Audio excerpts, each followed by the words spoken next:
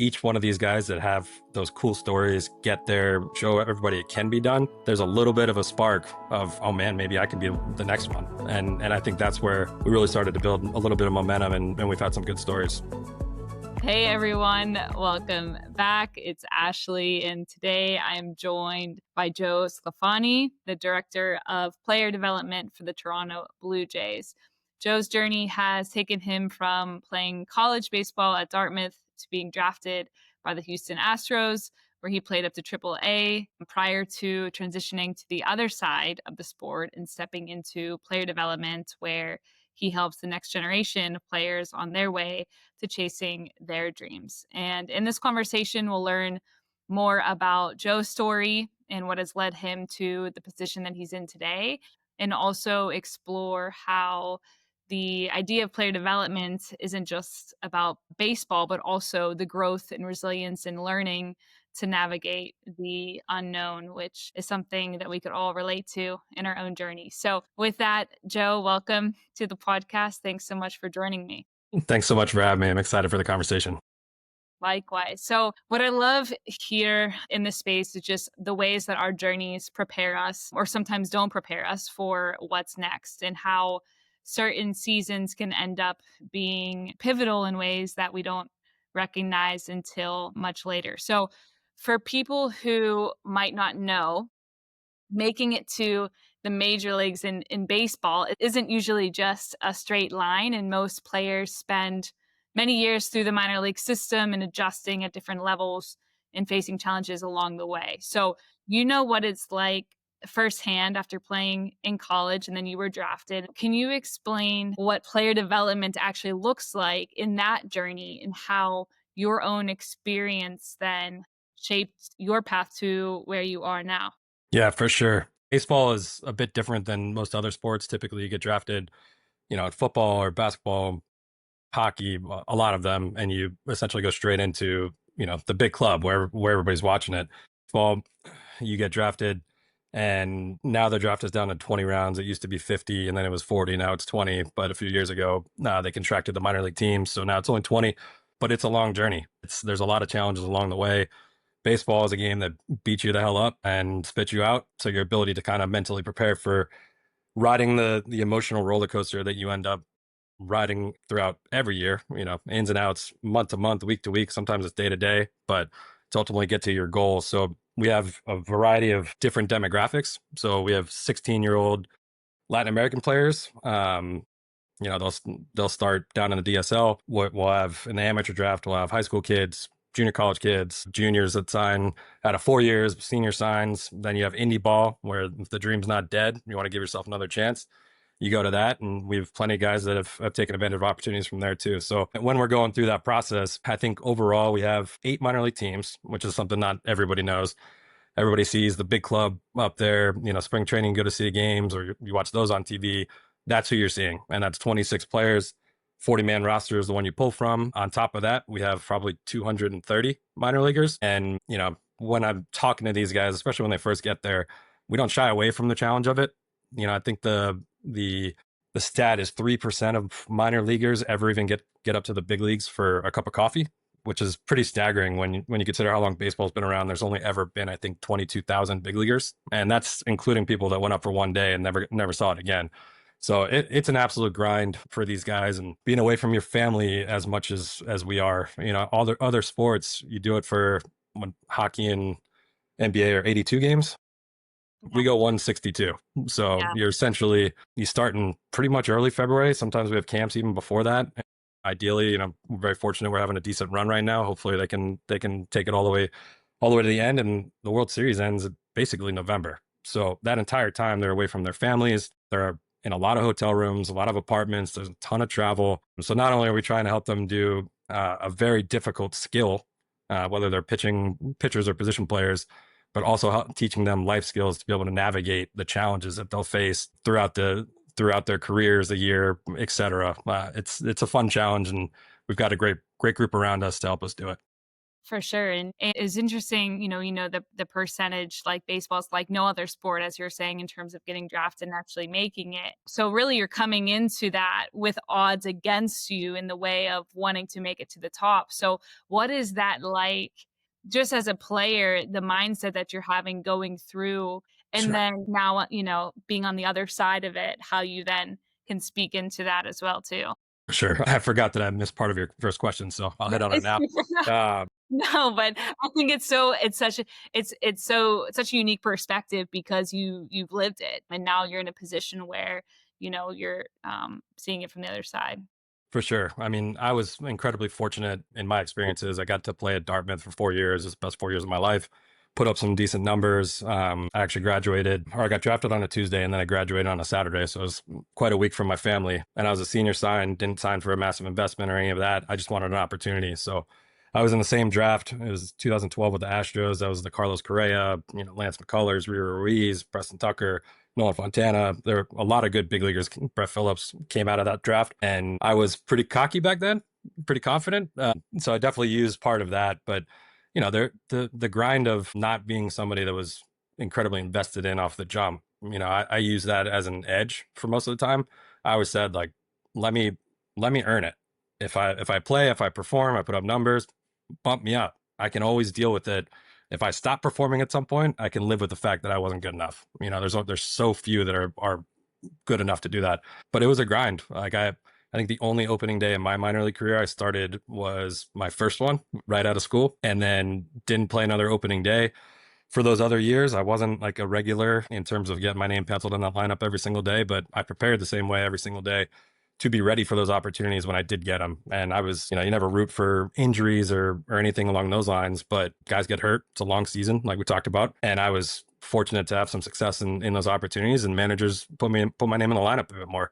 I was also with that Correa draft. I was a shortstop by trade, and he's a pretty good player. So I had to learn how to play. I had to learn how to play some other spots pretty quickly. So, by my second season, I was playing second, some third. By my third season, I was playing the outfield. It was a great experience for me. There's a lot of parallels in how it benefits you later in life. Like I didn't let any of that get me down. I was just ready to take advantage of the opportunity. I was going to do everything in my power to make sure that I was ready for those each time. Learning different positions was a challenge. I'm trying to figure out how to do the work, all of that. But it really benefited me in the long run. And I think it benefits me, not that it's a precursor that you have to have played to have a job in this industry, but I do think there are benefits to having done it a little bit and felt the grind, felt like you got overlooked at times. And really, I tell our guys all the time, it's one of the most unique things that you'll do just because our development path is so long. You're going to compete with your boys every single day, which is what we preach all the time. If you're doing it the right way, you're picking each other up.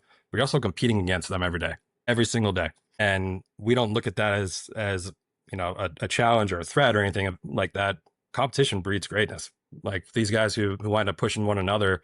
We've had a lot of really good stories on that. And when guys embrace it, that's when we really start to cook.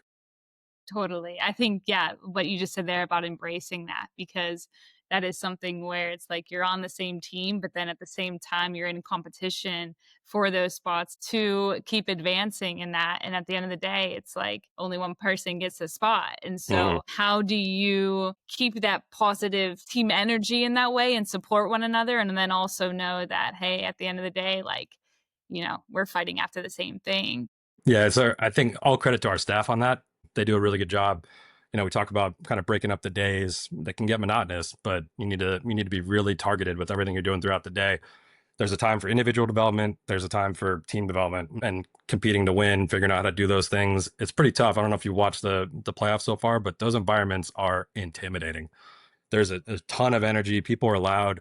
You can't just flip a switch when you get up there. The more that we can try to get those guys in those scenarios so that they can reflect. And I've been there. I've done it. I know how to like control my breathing. I know how to feel my legs when the building's shaking and things aren't going my way or they are going my way. So we really talk about it a lot. And we've done a couple camps where all we're talking about is just high performing environments. What were their experiences? They've all played on good teams. What were the commonalities? And, there was a big point of emphasis last year for us, and the players took to it and kind of embraced it. And at the end of the day, like when they're seeing some other boys who they did compete with all the way up up there in those opportunities doing it, it's pretty special and just fuels the fire. I was just going to say, it's like, knowing that you're in the process with that person as well, and then seeing them going on and, realizing that same dream that you have, I feel like it's just all the more motivating and to push yourselves. Like you were saying, I forget exactly the words about like the competition breeding something. What are you saying? Greatness or excellence. Yeah, totally. I think it's true, and so you actually want that. One of the questions I was gonna ask you is that when somebody does get that call up, and now you're and it could be at any time, right? Like, in the next game, somebody can just get the call, and then they're on the field in front of, you know, I don't know how many people are and there's a lot of people Slightly intimidating. and you have to be ready to go. And so I think the emphasis on that preparation and knowing that that's what you're developing at these other levels, so that when they are there, they're ready to just go out there and perform at their best. Yeah, I mean, there's that element. There's so much that goes into baseball, the individual element. Like, you got to take care of your own backyard. Like, you do your job, make sure everybody else is doing theirs. The best teams are the ones that are able to do that, and it's fun on a lot of levels for our group to be able to do that. The preparation, the amount of information. I don't know if you're a baseball fan by trade, but are you? The Pirates are in the blood, being from Pittsburgh, but Yeah, that's all I can say. they've got some incredible pitching, so you guys have some brighter days ahead. But But I'm a like fan. the I'm a fan of the sport.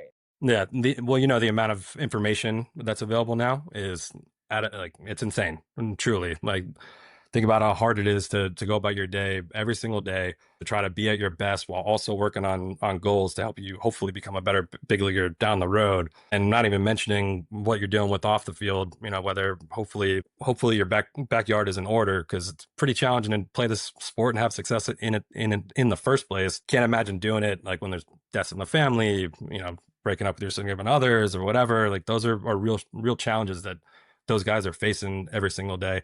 Not to mention performance. It's tough to show up every single day and prepare the same way every single day when you're 0 for your last 25, or you've given up, you have a 10 ERA in your last 4 starts, or those things. But information's still there. You got to learn how to consume it. We pride ourselves on providing all the resources we possibly can for our guys, and it's a big part of the job is educating them. Like, we're going to give it to you. You don't have to use all of it. You're not slapping us in the face. We're not going to be offended.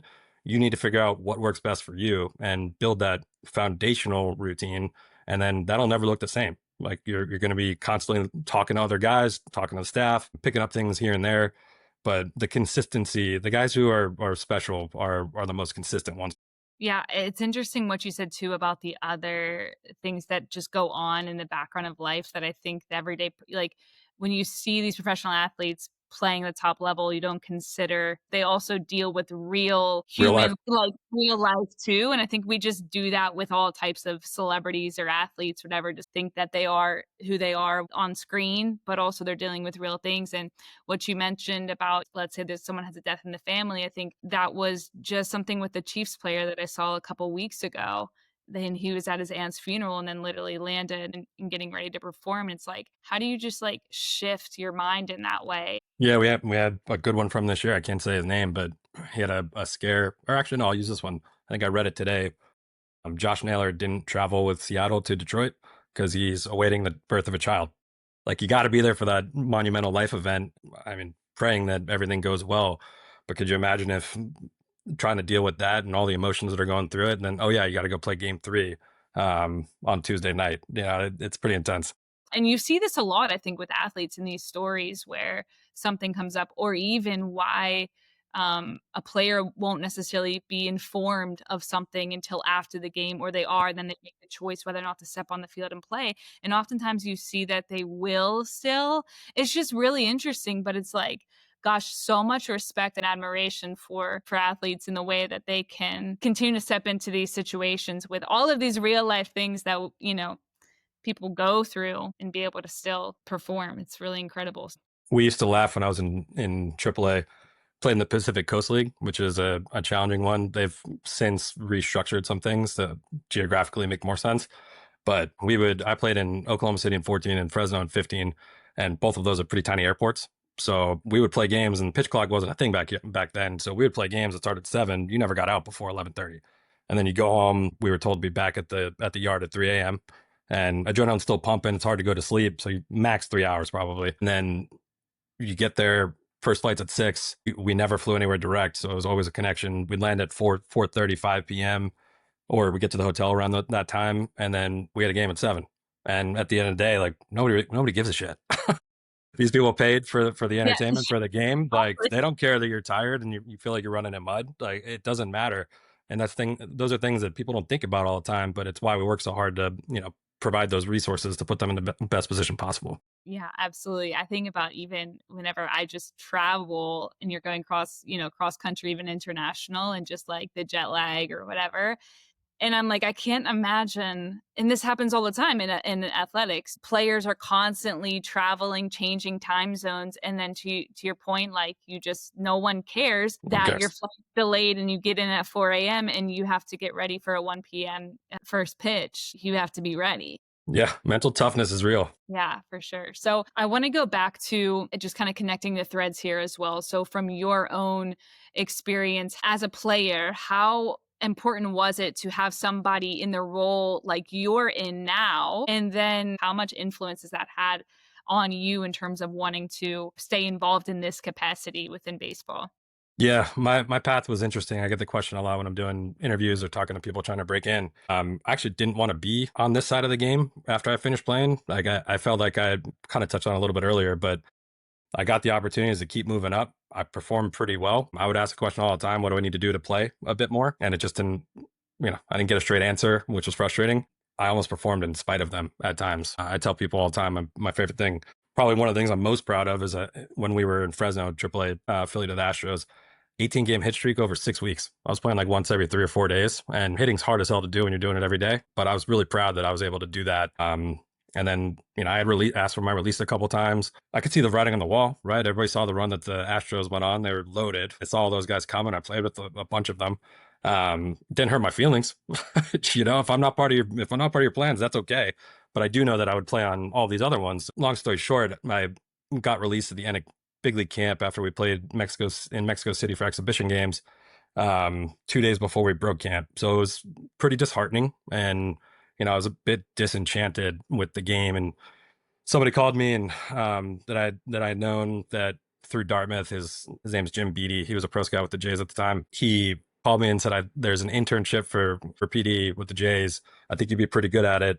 And I said, "With all due respect, Jim, like I have no interest in being part of something that chewed me up and spit me out and killed the love of the game. But thank you for thinking of me." And he circled back, and we wound up talking a little bit more. And what he said made a ton of sense. And I've really tried to embrace it, because once I got with the Jays, I was so blessed to be around some really brilliant people and leaders who cared about the growth of not only the players but the staff and where you want to go, your ambitions, their staff development goals, all over the place. You could just feel the level of care, and it was so different for me and so refreshing that it energized me to a degree. And I was like, "Damn, I want to be a part of this," And as I've progressed, this is my 9th year, which is crazy to think. With the Jays, I've progressed through PD. Everywhere you go in life, whether you're an athlete or not, you learn things about what you like, about how people, especially like leaders and whatnot, how they handle certain things. You also learn what you don't like and what you wouldn't do. And so along the way, I've been fortunate on both ends of that, where I thought that if I get the opportunity to do something like this, these would be my anchoring points. This is what I'd want to be about. Transparency was a massive one. The Astros, right at that time, that was when the explosion of data and tech came through. They were ahead of the game for sure, and we would do these things and be up against with wires on us or whatever. Nobody really explained to us what it was or what it was for, so we kind of felt a little lab ratish. And then we didn't know what good looked like. So like we would do this, and you'd walk away and be like, "Well, shit, do they like me more or do they like me less?" That's intimidating. It is, Yeah. right? When they're not communicating with you at all. And then, I always ask questions because I was probably annoying about it, but never really got a straight answer. I didn't know where I stood, what is good, what do I need to do, all of that. And it's probably gotten a ton better everywhere at this point. But one of my main things was transparency. Like, you can ask the question. I tell all our guys, you can ask the question. I'm not going to shy away from it, but just be prepared that you might not like the answer. And it's really helpful to be able to reflect on my own experiences and to be able to help these guys if possible. I think this is something that a lot of people can relate to even outside of the sport, but just in different work cultures and environments and learning what you like, what you don't like. And then even I think it signals so much of your own values in that way 100%. that allows you to, come more into alignment. And then it's like coming into a position that you said 9 years now within the 9 years. organization where it's like you never really necessarily imagine that this would be the path. But then these other parts that you learn about yourself along the way, that opens up to these opportunities. You're like, yeah, okay, this feels right. And Hmm. then it's so encouraging for anyone listening in who may be going through, any kind of season or transition, or I think athletes especially too, like coming out of sport, you're like, this is all I knew. What do like What do I do now? yeah, like, are there any other opportunities, like, if I'm not a player? And how stepping into different environments teaches you so much, and you learn more about yourself, and then here you are, on a really incredible journey in on this side of the game. So, I think it's very encouraging. Awesome. It's been fun. I have some things. I love the group I work with. I'm very fortunate every single day. It's impossible to go and not learn something new just with how many bright people we have around. But I think the quality of people, what we preach to the players, helping develop them as players and people, is something that is at the forefront for us. And it's incredibly gratifying for the guys that had smaller odds, similar to me. Like obviously everybody has biases based on their own experiences. And, we have a few good stories up in Toronto right now of guys who just persevered. They weren't the big investments. The one that I always go to is David Schneider, who, if you look at him, he's like a cult hero now in Toronto and all of Canada. He's like 5'8", 5'9", not the most athletic looking dude in the world. He's not going to wow you on defense. He's not a burner on the bases, solid defender. He worked to get there and did some pretty neat things in the box. He was I think 27th rounder out of New Jersey in 2017, I believe. And he was not somebody that we penciled in for a starting role pretty much anywhere he was. I mean, he was in this 2021 after the pandemic was a weird year in general. He was in high A, and I think he was on development list for a little bit. He maybe played 1 or 2 games a week. It's a really tough place to be. I mean, I think he's reflected on it before, saying that he thought about potentially retiring and hanging it up. Who could blame him? He was across country at that point. He's playing 1 or 2 games a week. The thoughts of starting the next chapter of your life, it's inevitable for everybody at some point in sport, but kept grinding, showed up, worked his butt off every single day, prepared the same way every single day, was one of the best teammates of anybody at our org. I think he won our teammate award 1 or 2 times. And all of a sudden things started to click a little bit for him. And by the time, even when he got to double A, I don't think he was penciled in to go every day. He's just slowly earned it bit by bit and grinded it out, put up good at bats, kept improving the areas he needed to. And then he made his debut a few years ago at Fenway, which is pretty neat to think about after his journey. And he goes off, hits a homer in his first at bat. I think he hit 3 His that series. actually. Yeah, and it was I was going nuts. And it Wow. was just so cool to see like the culmination of all that hard work, the perseverance, the grit, any word you can think of in that realm. He set a major league record in that series, and he's continued to earn it and have this. He's the same dude every single day, even after 3 years now of having a good amount of success. Same dude. It's pretty neat. And those are there's plenty of frustrating elements about this job, but those are the ones that are super gratifying for our group.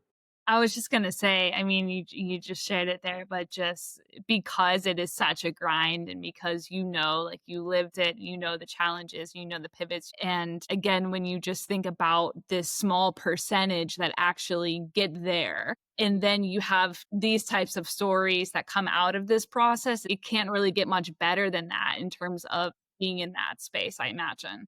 Yeah, and then my favorite part about it is it gives everybody else hope. Like we pride ourselves, like there's going to be a natural piece where if you're the first rounder and get paid millions of dollars, probably going to get some more opportunity than the undrafted guy who signed for 5,000. But each one of these guys that have those cool stories, get there, show everybody it can be done. There's a little bit of a spark of, oh man, maybe I can be the next one. And I think that's where we really started to build a little bit of momentum, and we've had some good stories. I love that. And I think those stories too transcend, it goes far beyond baseball, Mhm. where it's somebody like this, you can look at that story as, someone who has their own dream and maybe a totally different area of life. And you see what the resilience and the perseverance and showing up every single day and that consistency over time, it pays off. Maybe not in the way that you thought that it would, but there's no wasted space in that when you keep showing up to it. So I think it's something that everybody can learn from these kind of stories and going through. I think that's why baseball's so unique too in that way. Just going back to the top of the conversation, because that journey to get to the top is unlike other sports. And Hmm. people who are unfamiliar may just assume, oh, you get drafted. Even, if you're second round in the NBA, you're playing like Hmm.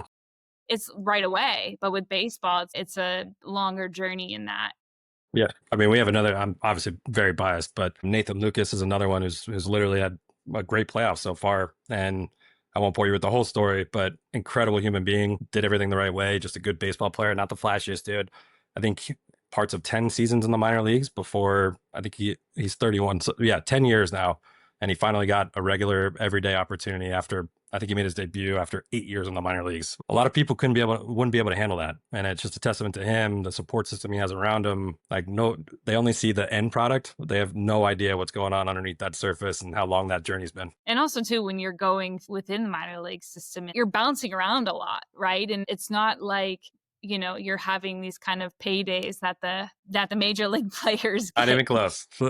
Yeah. So I was gonna say, correct me if I'm wrong, but Not even close. so it really takes a lot, I think, in somebody in that strong, why to keep going whenever you have so many opportunities to just be like, all right, I'm done. Yeah, I think you hit the word that I was looking for. Having that why and knowing what that why is massively important. Because again, like baseball is unique. It's literally a game of failure. Like it is unlike anything that most people I think understand completely, especially when you factor in just the length of it, all of those other things. But if you understand who you are, why you do it, who your support system is, like you can't have your identity be a baseball player. Like that is the quickest way to put yourself in a tough spot because you're going to go through rough times. Everybody does it. Best ones on the planet we watch every night. They have some tough stretches. So the sooner you can build up that mental fortitude, I think the better off they're going to be. So good.